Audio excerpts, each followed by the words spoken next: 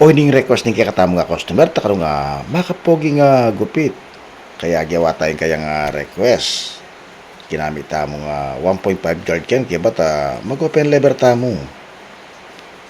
Kaya ba't nga mag-open lever, mag-close lever ta naman pilong-pilong ang taya mo, open and close lever, kaya ba't gamitan tayo nga 0.5. Para ilakoy kaya nga dugtungan. Kaya ba't gamitan tayo nga trimmer, pabalintad, bakta, ano kasanti nga itang kapag ka makabalintad yung air trimmer tamo. Pwede nga, urod pang forma na kano, nyape pa urod na, yapin nga usandang mid-fade o skin mid-fade. O kailangan pumawasan tayo gilid. Kailangan biasa kayo nga magplangketa o nga usandang balasbas kaya nga kapampangan.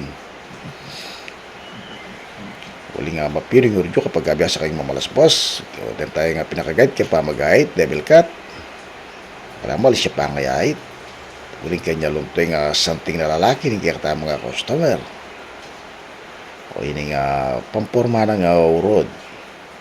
O lagi yung subaybayan kaya kata mga haircut tutorial. Huling hanggang balo ko.